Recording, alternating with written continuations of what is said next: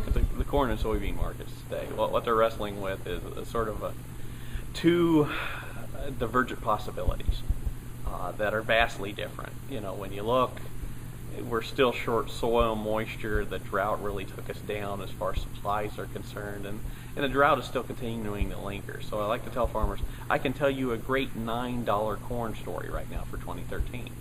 But at the same time, I can also tell them a great $4 corn story. If you think about if we ever do produce that bumper crop again, demand will not be able to keep up with that. Or if we get into another recession, it can drastically cut prices very quickly. And so what the markets have done, they know there's a $4 corn story, a $9 corn story. They've split the difference. They're offering us $6 right now. And luckily that $6 is a very competitive price for farmers as they look into 2013. For beans, it's in that $12 to $13 range. And so we're seeing prices on the board right now that while they're not as strong as the drought high prices that we see right now, they're good prices. They're probably above production cost as we look into 2013.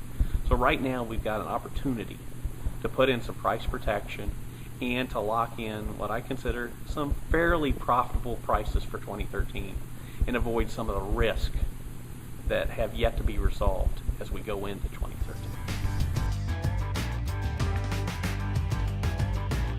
Looking at China and their purchases of crop, what they've tended to do is they've concentrated on purchasing the soybeans while trying to grow their corn themselves.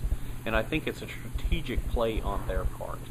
The idea is when you look at the global corn market, the U.S. dominates it. We are the number one producer, we are the number one exporter, and basically no one can match our production in that scale.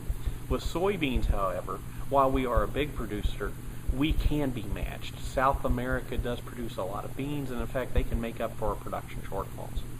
And if I'm going to be a buyer in one of those two markets, I want to be the buyer in the market where I've got more sellers available to me.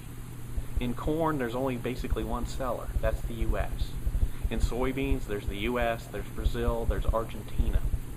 And so I think with China, what they've done is they said, let's concentrate our efforts producing the corn so we don't have to buy from that one seller and buy the beans because we've got more choices, more options, and more ability to look for a lower price on the international market.